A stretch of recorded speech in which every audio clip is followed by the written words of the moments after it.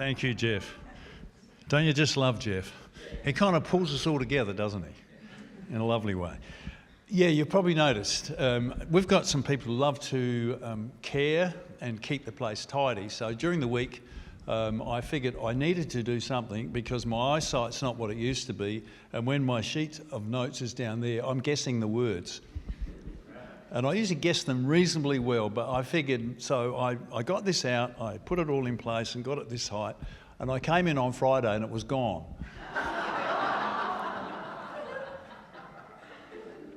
So in one of the churches, I actually decided that it would be good to get the seats to sort of focus in on the front so that if you're sitting on the sides, you're not sort of like this in your seat. So I sort of angled them, and I did that on a Thursday. When I got to church on Sunday, they're all back straight again.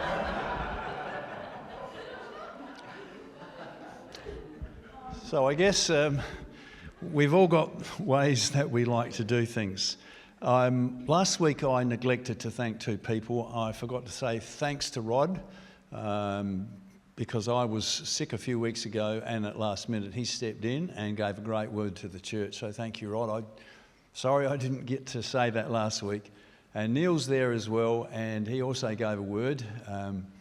And I have taken the opportunity to listen to it. It was a great word, and really appreciated what he had to share. I believe today is time to change tack. We've been, over the last number of weeks, looking at the part of Romans in chapter 1, verses 1 to 7. And I think it's time to say goodbye to Paul and his letter to the Romans and what the Lord was saying through that. Yes, says Jeff, we're moving on. So we are. And so we're going to be looking now in the lead up to Christmas at the prophet Isaiah, and there's a reason for that as well. I must admit that last weekend I spent time talking to a couple of different people, and the thing that I picked up from them was just that they were feeling a bit down. And that happens to us, doesn't it? It doesn't matter how bright and happy your personality is, there are still moments when you can feel down. And so for them, they're feeling a bit gloomy and probably even maybe a little bit depressed. Doesn't mean you've got depression because you're feeling a bit down. They're different things. But there are times when, and you can just not feel on top of your game.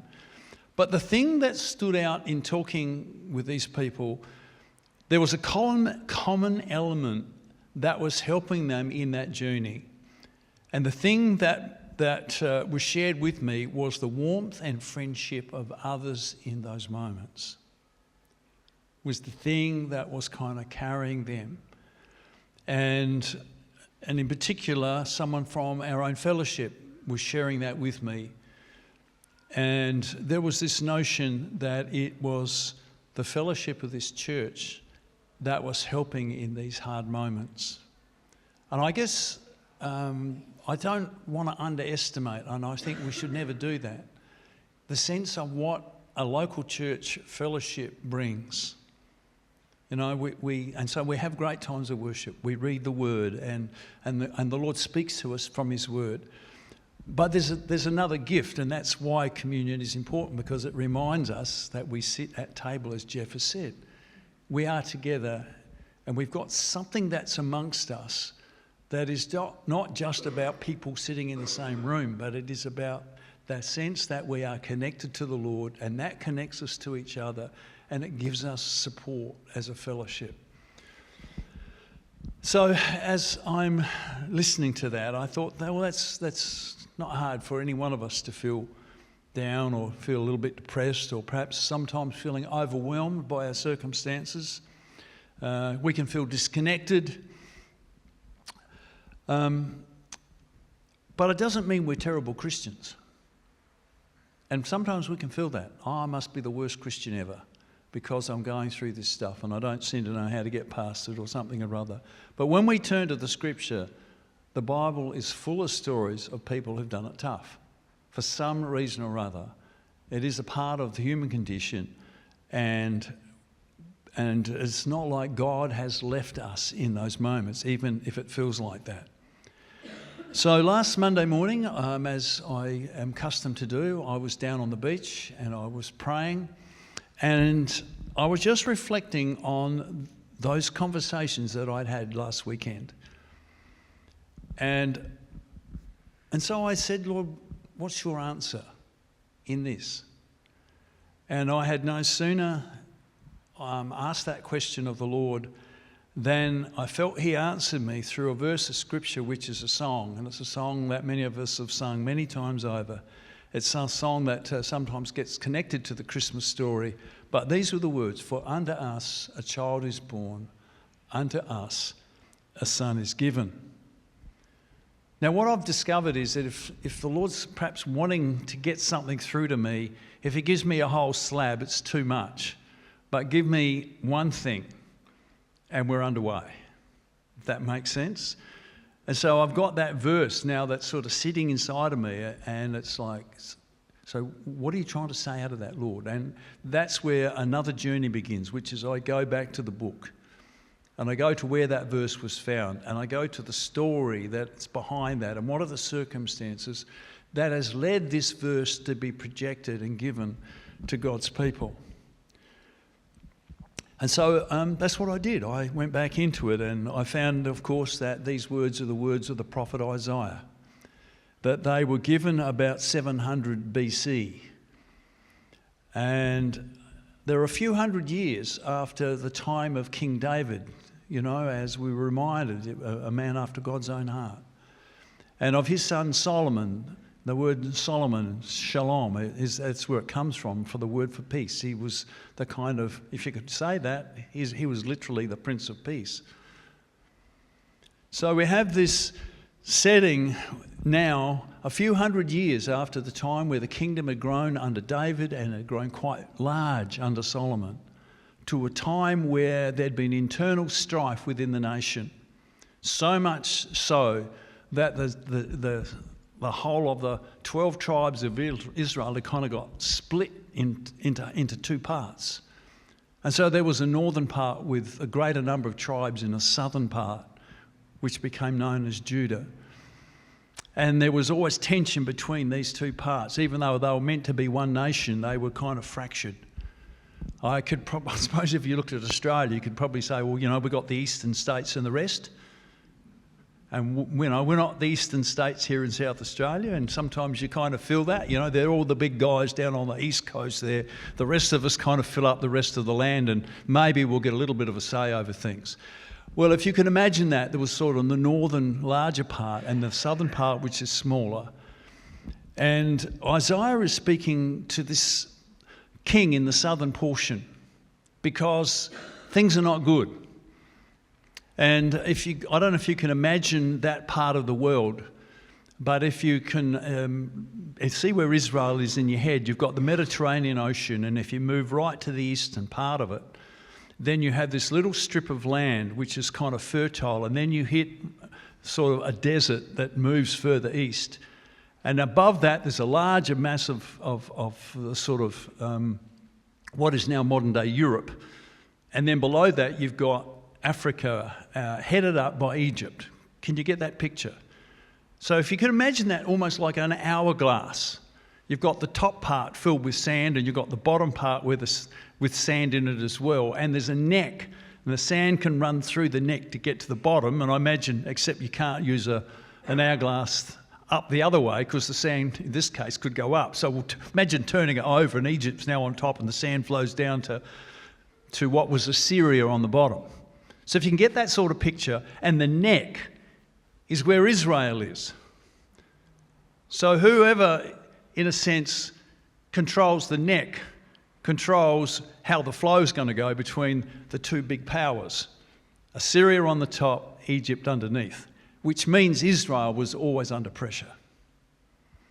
And so this is the sort of setting that Isaiah is writing into, because there is a king in charge who's not a particularly godly person. He's not He's not so focused on the words of God and trying to make sure that his people are living that kind of life and being protected. He's allowed all sorts of other forms of worship to come in, worship of other gods, practices that would not be at the heart of God at all. And so you've got this sort of tension that there's political power north and south and a weak king in the middle and the people wondering what on earth is going to happen. And I suppose if you look in the modern world, if you were living in South Korea right now, would you be feeling particularly comfortable and certain when you've got the whole of North Korea arming up and getting more and more powerful, ready to kind of come down and just crunch you in its hand? Or if you're living in the Ukraine at the moment and you've got the might of Russia trying to squeeze the life out of you.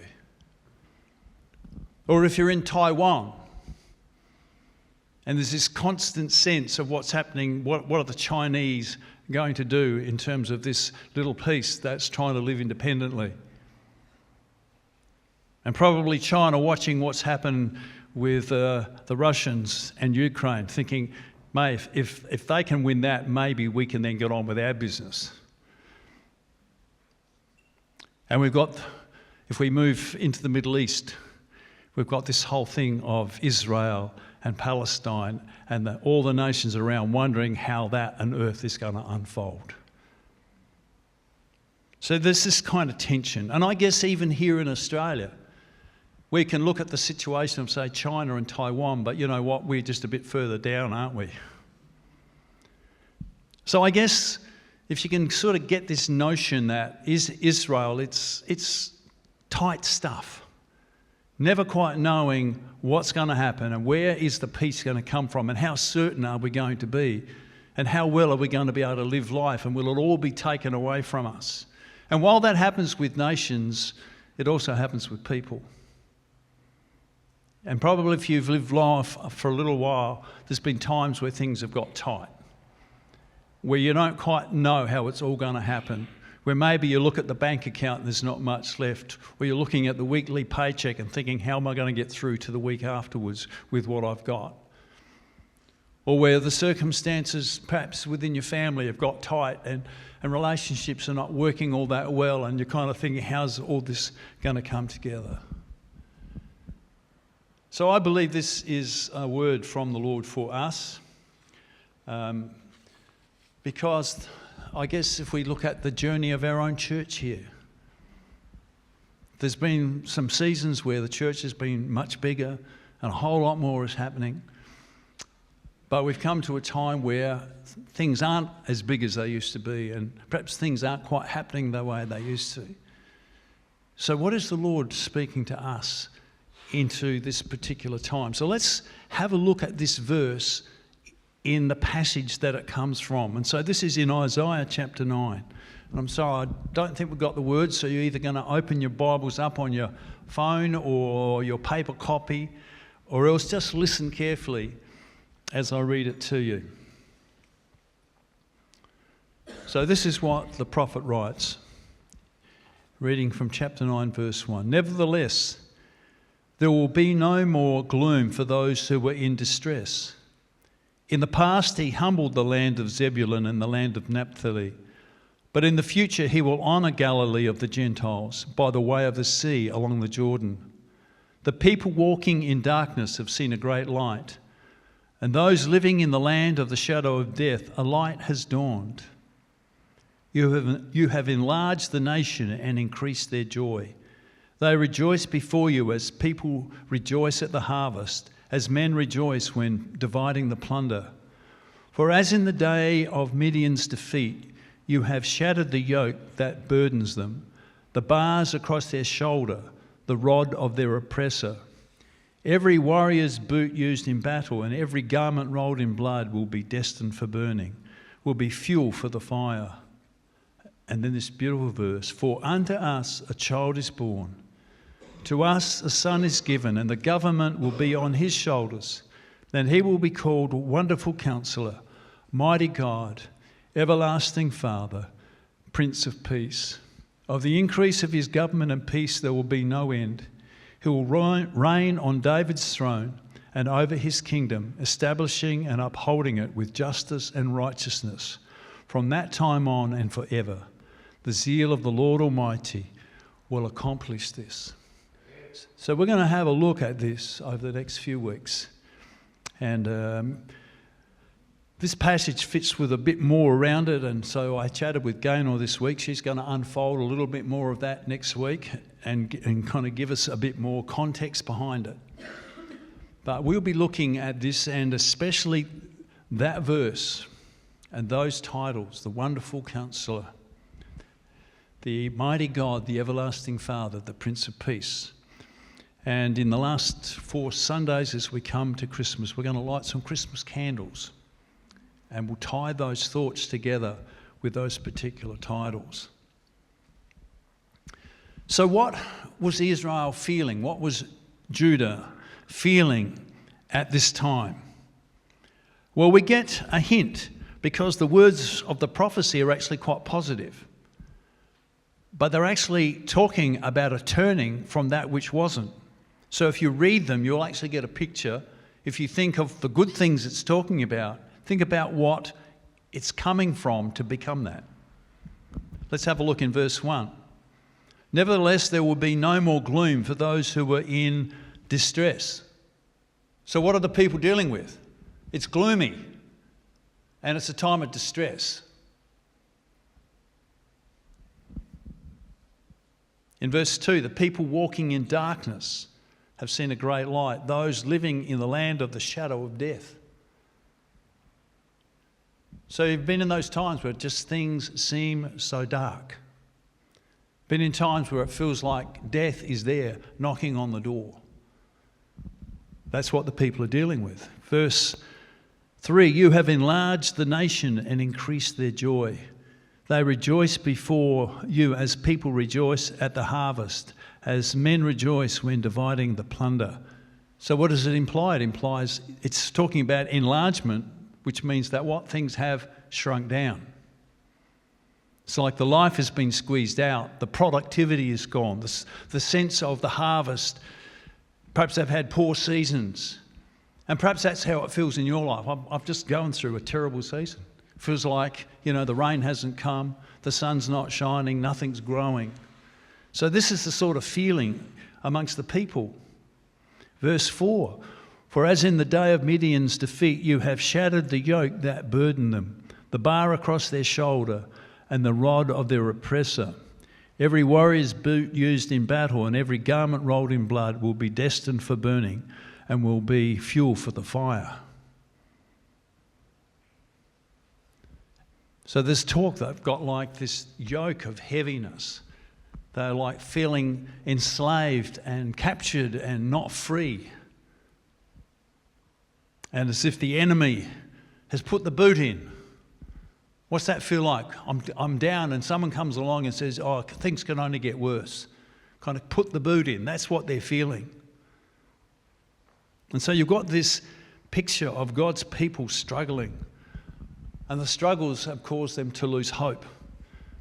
They've lost hope of what the future could look like. They've lost hope that God is even present. We've got a lovely picture there of the fact that he says to you, yes, I am present.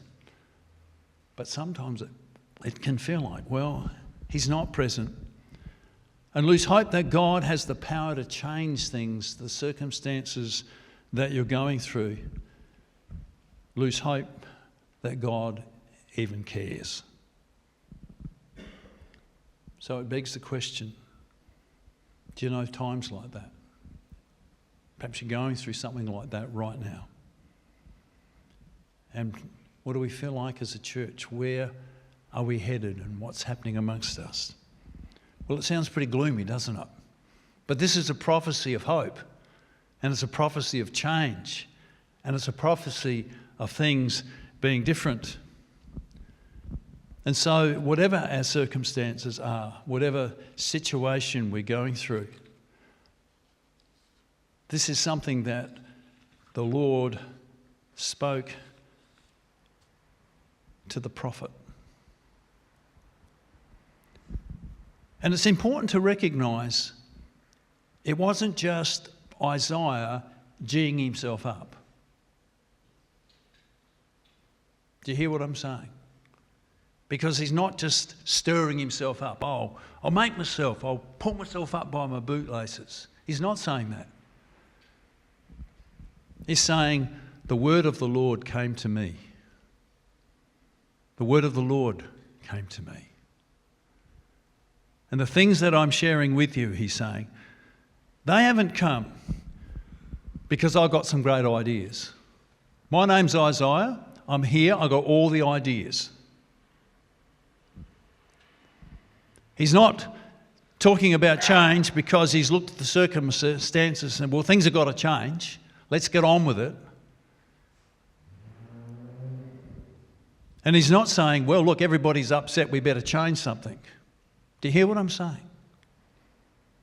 The word of the Lord came to Isaiah. And I think one of the things as God's people we need to develop personally and as a church is to make sure we're in that place where we can hear when the Lord's speaking. And maybe it will only be a verse or a word that you get to start with. But as you explore that and as you go back and ask him the question, he will then begin to speak into your setting and into your circumstance. This is where we're headed. And so Isaiah hears the word of the Lord and he begins to see a picture of what God wants to do, whatever the circumstances were. So in the moment he's speaking, it hasn't suddenly happened that the king has got knocked over or the nation of Assyria to the north has suddenly collapsed. He speaks what he hears and what he senses, knowing that God is busy. And so he prophesies that light is going to replace the darkness. He prophesies that life is going to replace death. He prophesies that things will begin to grow once more. He prophesies that the yoke of heaviness is going to be shattered and torn off their shoulders. He prophesies that the rod of the oppressor will be broken and that the bloody wounds that have been inflicted on them by the enemy will be healed and they will be dressed again in fresh, clean clothes. Now, how many of you this morning, before you left for church, stood in front of the mirror? And you have a look and you go,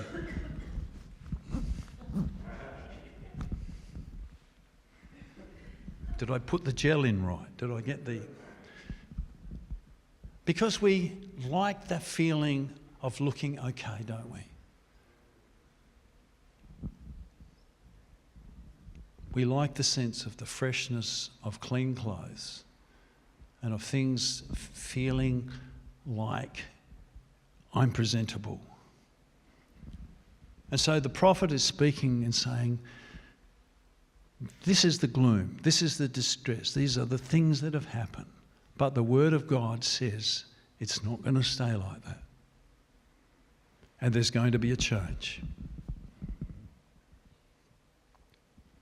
And sometimes it's hard to hold on to words like that when the circumstances don't seem to be speaking it.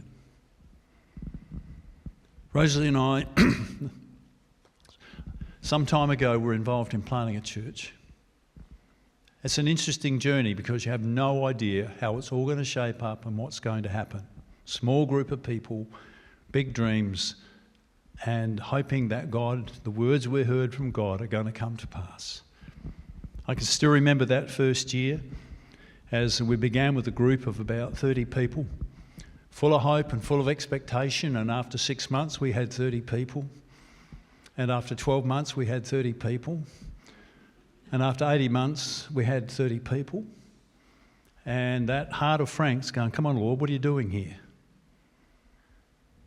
But he was actually busy, and he was doing things I hadn't recognised. I didn't realise that this group of people who really had no knowledge of each other actually needed to become a family. They actually needed to get to know each other. And if this had been flooded by another 30 people at that stage, it would have been a struggle because it would have been a struggle to just get this sense of family. And so in a sense, God was gracious in that we stayed as we were so we could get to know each other and get a confidence and sense of what was happening amongst us. And then the change came. And within 3 months, 30 became 60. And that just was a whole bunch of things that needed to happen. We were in a rented hall and we needed something a bit bigger. It was actually a little kindergarten. But a new community hall was open nearby and we moved in and we were able to spread out a bit. But the number of kids involved was growing and there wasn't enough rooms in the community centre for Sunday school. So we ended up having to get in touch with the local primary school and get a hold of classrooms. And that looked like to be a great solution until the teachers started complaining that every time they came in on a Monday morning, the stuff that they got in place was all in the wrong places. I'm looking at teachers here who know exactly what I'm talking about. And so there was tension over this. So in the middle of all of that, we decided that we would have to move at some stage and take on a premises ourselves. And so we put a building fund together and within a period of about 2 years, we had raised about $200,000. It was just amazing how that happened. And if you turn that into modern day terms, probably $500,000 in today's equivalent. We bought a block of land and the hopes were high. So we got an architect involved to design a worship centre for us and a community centre and so on that was going to operate on this property. And I was pretty naive in those days. I thought the council will really jump on this, it will be a great plan. So we submitted it, I worked with a council official, the appointed planner, and it was all ready to go to council for presentation. What I didn't know, there were a whole pile of people not happy about it and had seen the plans and had already mounted a campaign against it. So when we turned up at the council chambers and it was presented, one of the councillors jumped straight up, and I won't use the words because they're not words that I don't use them normally, but he basically said, "We don't want that on this piece of property." And he looked at the council, the actual employees that were present, like the town clerk and whatever, and he said, "You find, expletives deleted, reasons for this thing not to go ahead."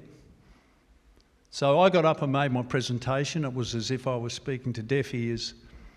And they had the vote, and we lost the vote 16-0. How are you feeling right now? Be in my shoes. Feeling like, well, Lord, where are you in all of this? And some of the locals who'd sort of met me had said, "No hard feelings, Pastor, you're a nice person, but, look, you've lost, bad luck." Anyway, we did a little bit of work. We mounted a challenge. I went and spoke to a lot of the councillors and I found out, well, I can't vote for it because I need his support to help me with my project. And if he doesn't support me, I won't support him. We had a second vote, a review. We lost that 10-6. So bad luck, it's all over. You've had your challenge, you've lost. We ended up going to the Environment, Resource and Development Court, the State Court. And over a year and a half, spending tens of thousands of dollars, we won. And I can still remember the feeling of that. I met with the mayor of that time. It was a guy called Tony Zappia. He's now a federal politician. And we met and had coffee. And I said to him, I respect the right of the council to basically look after the needs of the individuals who've complained. That's your job. You're meant to do that, and I respect that. But we've won. That means we are now we are now your constituents, and I expect that you will use the same power to help us get moving. And he said, "Frank, we could take this to the High Court." But he said, "We're not going to." So there we were. We had the land. We were ready to develop it. But we had no money. We had $1 million building we needed to build with nothing to do it with.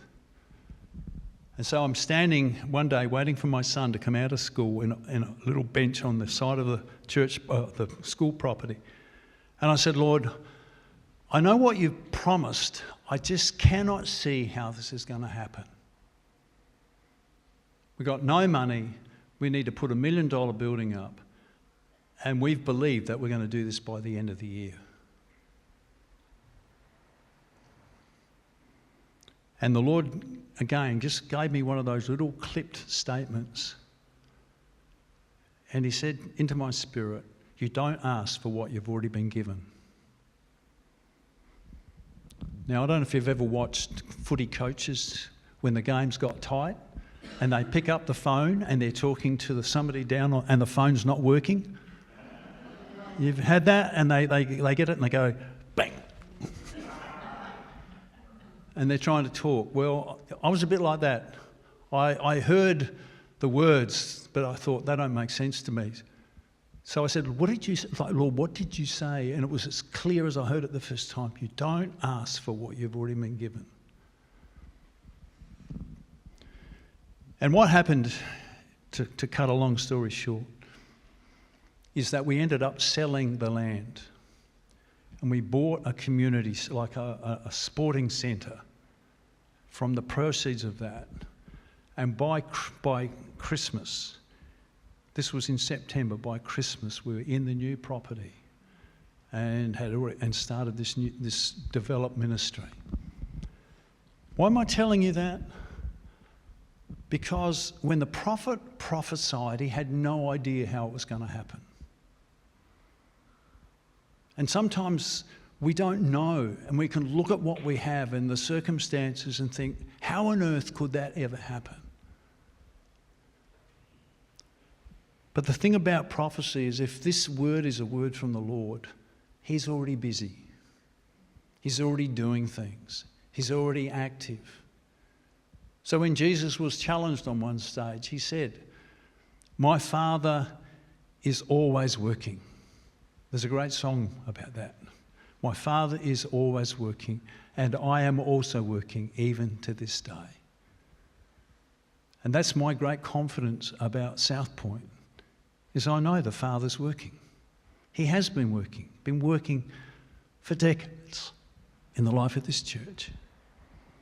He's working right now, and he will continue to work and to do his work. And so what the prophet says is this. In this setting, he says, for unto us a child is born, unto us a son is given, and the government will be on his shoulders. It's not going to be upon the baby or upon the boy. It's going to be upon the man who grows. And that's what happened. In those days and at that time, a child was born who became King Hezekiah. And King Hezekiah was a godly king. And he destroyed and got rid of the religious rubbish that had been brought in by the predecessing king, King Ahaz. And the country started to turn towards God and started to open his word again and started to purify their worship. But we know about prophecy. You see, prophecy has an immediate setting and it has a long-term setting. And so there was this immediate fulfillment of the prophecy. King Hezekiah became the person who brought new counsel into the setting. He was the one who believed that God's power could change things, the mighty God. He cared for the people, so he was like the father. And he's the one who brought fresh peace to the country when it was in distress. So there's this immediate fulfillment. But when God speaks like that, he's also speaking of the future. And so we do celebrate the one who comes, the Messiah, the one who is the wonderful Counselor, the mighty God, the everlasting Father, the Prince of Peace, and we know that's revealed in Jesus. And so today, as we look at our own circumstances, as we listen to the word and say, God, what are you speaking to me? What are you speaking to our church? We have confidence that this prophecy that was fulfilled 700 years ago, 700 BC, had its fulfillment. And we can be confident that when God speaks to us today, it will have its fulfilment. And that fulfilment can be personal and individual for things that you're struggling with or perhaps going through in your own life, but it applies to us as a church. I want to close with this. As I was listening to those words on the beach, the words didn't come out evenly in emphasis, one by one. I don't know if it's sometimes when you read a passage, it's like one word in the passage sticks out and you go, I've never saw it like that before. So as I heard it, this is what I heard: for unto us. That's what I heard. For unto us a child is born, and unto us a son is given. And it struck me, the Lord is saying, I'm giving my son to you. I'm giving my son to you, Frank. I'm giving my son to you, to the people that you're pastoring. It is unto us that the son has been given, the child has been born. So God is saying, as Jeff reminded us, God and man at table sit down. He has come to us through his son, and he says, my son is given to you, to fellowship with you, to help you, to guide you, to lead you, to walk with you. And you know this. But it's like a fresh reminder. It is to us that he's been given.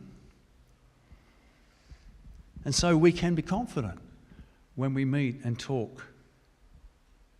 The fellowship we have is with each other and with him. And so we have the gift that we need for now and for the days ahead. We just need to listen and to hear what he wants to do. During the week, I started to think about, when is it time to start looking afresh as a church? And I found myself digging through some old sermons that had been preached here, and I heard one that was preached back in January. And it was a sermon by Gaynor as she asked the church the question, where are we going? What's happening? And so I want to ask that question again. And I've spoken with the elders, and we're looking at doing that over a lunch on the 30th of November. I said I wouldn't do anything other than try to get to know the church for the first 3 months. Well, my starting Sunday was the 31st of August. So have you got the picture? I think it's the right time. So what I want to do is just gather us together as a family. We're going to have lunch together, and over lunch we're going to start asking those questions. What are you sensing? What is God speaking to you? What sort of things has he laid on your heart? How do we build these pieces of shared revelations of the Lord to have a sense of what is he saying to us as a church? So I guess I'm encouraging you, however you do it, go walk down the beach or sit in your quiet spot or drive your car up into Mount Lofty, wherever it is that you go, I've got to hear from the Lord. I encourage you to do that and get this sense that I'll bring this to the table so we can share this kind of food as well as the physical food. Shall we pray?